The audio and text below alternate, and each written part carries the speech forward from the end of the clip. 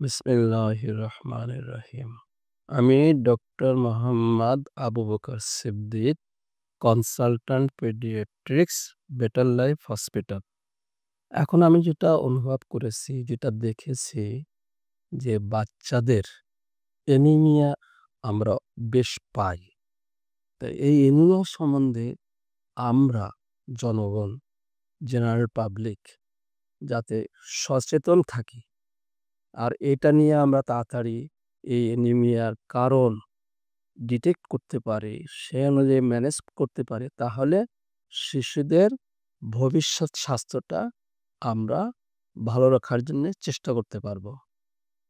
এখন এই অ্যানিমিয়াটা বাংলাদেশে দেখা যায়। এটাও শুধু পৃথিবীব্যাপীও এটার একটা অ্যানিমিয়া 30% পপুলেশনের ভিতরে পাওয়া যায়। অ্যানিমিয়া সব দেশে সব জায়গায় আছে। তা আমাদের দেশে আমি চাইল্ড কমিউনিটি সম্বন্ধে একটু কথা বলব। যে চাইল্ডের অ্যানিমিয়া জন্মের থেকে শুরু করে ১৬-১৭ বছর বা ১৮ বছর পর্যন্ত এদের অ্যানিমিয়া পাওয়া যায়। অ্যানিমিয়াটা জিনিসটা কি? এটা আমরা একটু অনুধাবন করার চেষ্টা করব। অ্যানিমিয়া হলো রক্তশূন্যতা। রক্তে হিমোগ্লোবিনের পরিমাণ কমে যায়। এখন হিমোগ্লোবিনটা হলো হিম আর গ্লোবিনের সমষ্টি। হিমোগ্লোবিন। হিম হলো আয়রন লাগে, আরো অনেক ফ্যাক্টর লাগে, আর গ্লোবিন হলো প্রোটিন লাগে। Globin protein part. তো এই হিমোগ্লোবিন বডিতে কমে যায়। তা কমে গেলে কি সমস্যা? কমে গেলে সমস্যা হলো হিমোগ্লোবিনের কাজ হলো সে অক্সিজেন ক্যারি করে টিস্যুতে নিয়ে যায়। যখন হিমোগ্লোবিন কমে যায় তখন এই বাহন পরিমাণটা কমে গেলে তখন বাচ্চাটা বা লোকজন তারা উইক ফিল করে, দুর্বল হয়ে যায়, ভালো লাগে না, লেথার্জিক হয়ে যায়। তারপরে তার ইরিটেবিলিটি চলে আসে। এরকম অনেক সমস্যা দেখা যায়। এইজন্যে অ্যানিমিয়া সম্বন্ধে আমাদের একটা নলেজ রাখা দরকার। আমাদের আমাদের একটা অ্যাওয়ারনেস বাড়ানো দরকার। অ্যানিমিয়া হলো রিডিউসড হিমোগ্লোবিন, মানে কম, হিমোগ্লোবিনটা কম per unit volume of blood for age and sex of the individual. এটা বয়স অনুযায়ী, সেক্স অনুযায়ী এটা ডিফার করে। এখন যদি একটা ছোট বাচ্চা ধরি, যে নিউবর্ন একটা বেবি, তারও অ্যানিমিয়া হতে পারে। তার অ্যানিমিয়া, তার নরমাল হিমোগ্লোবিন হলো 14 থেকে 21 পর্যন্ত বা 20 পর্যন্ত। এখন এর কম যদি আমরা পেয়ে যাই, 14 এর নিচে চলে আসে, তাহলে ওই বাচ্চাটার অ্যানিমিয়া হবে। ওই অ্যানিমিয়া কেন হইলো? ওই অ্যানিমিয়ার কারণটা দেখি আমরা। এগুলো ডাক্তারের কাছে আসা লাগবে, দেখানো লাগবে।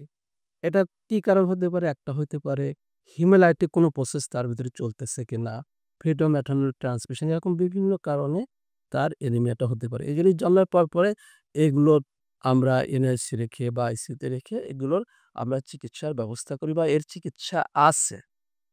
এরপরে যখন বাচ্চা বড় হয়ে থাকে আস্তে হিমোগ্লোবিনটা কমে আসতেছে। কমে এসে ওই ১০-১২ তে চলে আসে। ৮ উইকস পর্যন্ত যে তার একটা ব্লাডের এইভাবে কমতে আসে, তখন ব্লাডে তার হিমোগ্লোবিন কমে এসে যায়, যখন আমরা অ্যানিমিয়া বলি, সেটাকে বলি physiological anaemia. Physiological anaemia 8 weeks পর্যন্ত বলি। তারপরে আস্তে তার আরো রিকোয়ারমেন্ট হয়, তখন হিমোগ্লোবিনটা আমরা বাড়ানোটা বা বেশি হওয়াটা এক্সপেক্ট করি। তাহলে আমরা দেখি ওভারঅল একটা এভারেজ একটা কথা বলতে পারি যে বাচ্চাদের হিমোগ্লোবিন এই ১ বছর, ২ বছর, ১০ বছর, ১৬ বছর, ১৮ বছর, আমরা প্রায় ১২ তে একটা এভারেজ হিমোগ্লোবিন চিন্তা করি। এই মিউ বলে। এই এই হিমোগ্লোবিন যদি এভাবে রাখতে পারি, তাহলে সাধারণত আমরা অ্যানিমিয়ার মধ্যে এটা ফেলি না। এখন এর থেকে কমে যখন ৭ এ চলে আসে, ৮ এ চলে আসে, ৯ এ চলে আসে, তখন তো আর আমরা অ্যানিমিয়ার মধ্যেই ফেলি। অনেক বাচ্চার পাওয়া যায়। এখন অনেকেই মনে করে ৭, ৮ এটা হইলো, এটা ভয়ের কিছু নাই। ভয়ের কিছু না ঠিকই, কিন্তু এটা যে কমতে আরো কমে যেতে পারে। এখন এই অ্যানিমিয়া কেন হচ্ছে? এটা আমরা একটু আলোকপাত করি। অ্যানিমিয়ার কারণ হলো, একটা হলো নিউট্রিশনাল। নিউট্রিশনাল অভাবে, নিউট্রিশন ঠিকমতো না পাওয়ার কারণে তার অ্যানিমিয়া আসতেছে। এর ভিতরে মেইন হলো আয়রন ডেফিসিয়েন্সি অ্যানিমিয়া। এই আয়রন ডেফিসিয়েন্সি অ্যানিমিয়াতে তার হিমোগ্লোবিন কমে যায়, অনেক কমে আসে, ৪-৫ এ চলে আসে। তখন হয়তো তার বডিতে ইরিটেবিলিটি, লস অফ অ্যাপিটাইট, তারপরে তার ভালো লাগে না, তারপরে তার ঘুম আসে না, তারপরে তার হার্টের একটা প্রেশার পড়ে, হার্ট ফেইলিউর হয়ে যেতে পারে। এটার এটার যদি আমরা প্রিভিউ করতে চাই তাহলে আগেই ডিটেক্ট করা দরকার। ডিটেক্ট করলে এটা আমরা আগের থেকেই ম্যানেজমেন্ট শুরু করলে তার বিপদ-আপদ থেকে ওই বেবিকে রক্ষা করা যায় বা তার স্বাস্থ্যটাও ভালো রাখা যায়। যেমন ম্যালনিউট্রিশন এর ক্ষেত্রে অ্যানিমিয়া দেখি আমরা। অ্যানিমিয়া আর এই যে কিছুদিন আগেও তো একটা বাচ্চা পেলাম। সে আসছে ম্যালনিউট্রিশন এর বাচ্চা।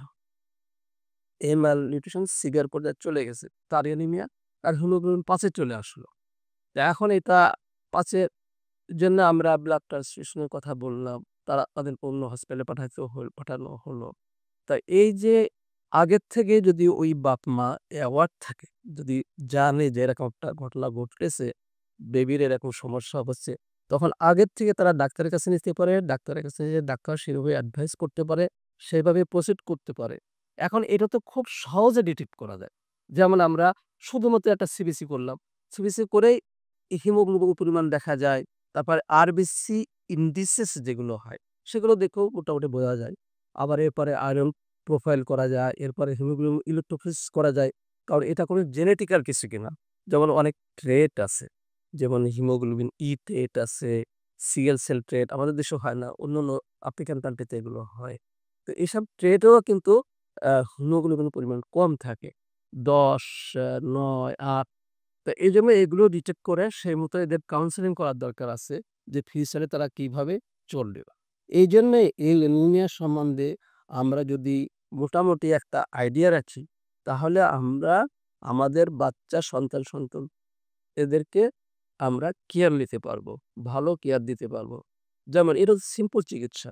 যেমন যদি সিভিয়ার একটা আয়রন ডেফিসিয়েন্সি হলো একটা বাচ্চার, তার হিমোগ্লোবিন খুবই কমে গেল, তখন হচ্ছে ব্লাড ট্রান্সফিউশন ছাড়া আর কোনো পথ থাকে না। এছাড়া আয়রন থেরাপি দেওয়া যায়। আয়রন থেরাপি দিয়েও বাচ্চাটাকে ভালো করা যায়। এছাড়া ভিটামিন ডেফিসিয়েন্সির কারণে হয়। Vitamin B12 deficiency, folic acid deficiency এগুলোর কারণে অ্যা অ্যানিমিয়া হয়। সেখানে মেগালোব্লাস্টিক অ্যানিমিয়া আছে। তাই এইগুলোর ব্যবস্থা ওই কম্পোনেন্ট যদি আমরা সাপ্লাই দিই, ট্রিট করি ওইটা দিয়ে তাহলে সে ওইটাতেই ভালো হয়ে যায়। এইজন্যে আমরা একটা দেখি এই যে থ্যালাসেমিয়া আছে আমাদের সমাজে।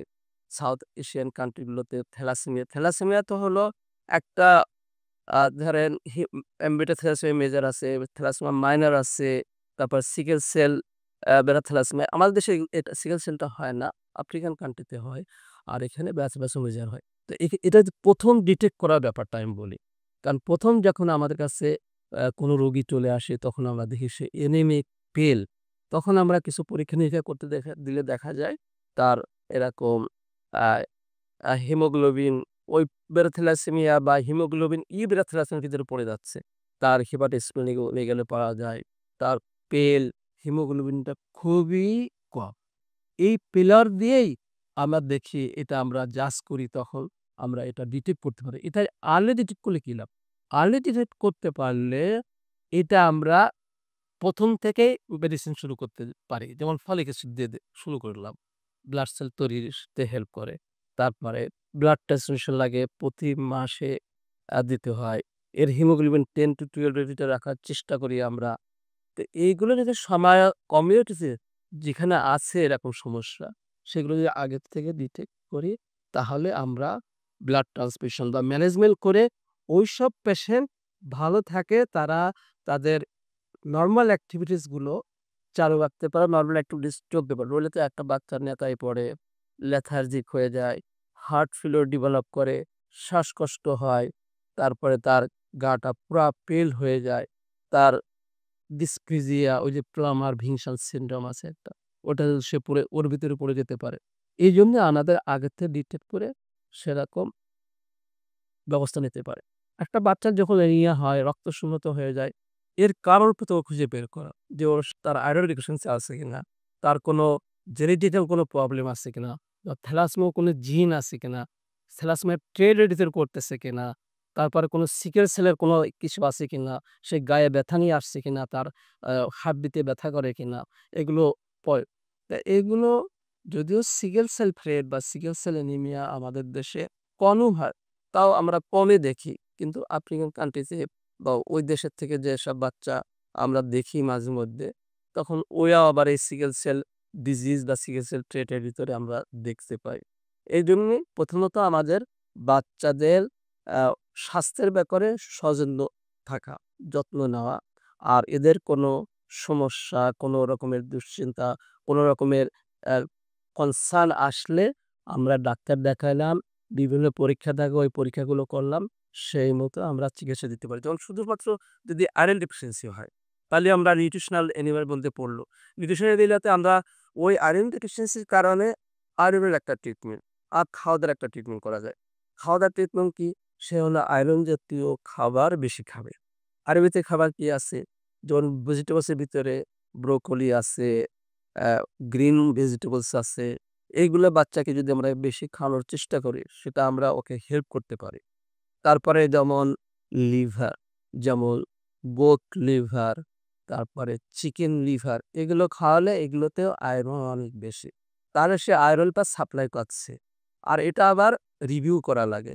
হয়তো ১-২ মাস এইভাবে এইভাবে ট্রিটমেন্ট করার পরে আমরা আবার রিভিউ করলাম। তার আয়রন আ তার অ্যানিমিয়াটা হিমোগ্লোবিনটা বাড়তেছে কিনা সেটারও ব্যবস্থা করতে পারে। তবে কোনো জায়গায় আবার আয়রন দেয়া আবার সমস্যা আছে। যেমন যদি সে থ্যালাসেমিয়া পেশেন্ট হয়, কেটে পেশেন্ট হয়, এইজন্য আমরা আয়রন দেওয়াটা একটু এভয়েড করার চেষ্টা করি। কারণ এখানে আয়রন জমা হয়ে টিস্যুতে জমা হয়ে ক্ষতি করতে পারে। এইজন্য আমরা একটা হলো বাচ্চাদের যে শিডিউল বলে ভ্যাকসিনেশন শিডিউল এগুলো তো করবই। এর সাথে বাচ্চাদের রক্ত স্বল্পতার কারণে যাতে সে সমস্যার ভিতরে না পড়ে সেদিকে আমরা খেয়াল রাখব। প্রোটিন দরকার। যেমন সিরিয়াল একক ম্যালনিউট্রিশন আমরা দেখি, অ্যানিমিয়া দেখি। সেখানে প্রোটিন কম খাওয়া হয়, আয়রন জাতীয় খাবার কম খাওয়া হয়। যার কারণে আমরা আয়রন ডেফিসিয়েন্সি অ্যানিমিয়ার শিকারও পাই। বিভিন্ন ইনফেকশনে বিভিন্ন ইনফেকশনে অ্যানিমিয়া আসে। যেমন টিউবারকুলোসিস আছে, মিজলস আছে। এরকম অনেক ধরনের ইনফেকশন আছে। ওসব ইনফেকশনেও তার একটা অ্যানিমিয়ার ভয় থাকে। ওই অ্যানিমিয়াতে আমরা ওইভাবে ট্রিটমেন্ট করতে পারি, ওইদিকে খেয়াল রাখতে পারি। মেইন হলো আমরা নিউট্রিশনের দিকে খেয়াল রাখবো। আর যদি তার কোনো জেনেটিক্যাল কিছু থাকে, ওইভাবে একটা কাউন্সেলিং এর দরকার আছে। ওইভাবে তার ব্লাড ট্রান্সফিউশন এর দরকার আছে। প্রতি মাসে যদি থ্যালাসেমিয়া পেশেন্ট হয়, বেটা থ্যালাসেমিয়া বা মেজর থ্যালাসেমিয়া হয়, তখন তার প্রতি মাসে আয়রন দেওয়ার দরকার হয়। এগুলো আমরা খেয়াল রাখবো যে বাচ্চাদের রক্তশূন্যতা ভিতরে যাওয়ার আগে সবগুলো চেকআপ করা। চেকআপ করে এগুলো বের করে সেই মতো ১ম থেকেই আমাদের চিকিৎসা শুরু করা।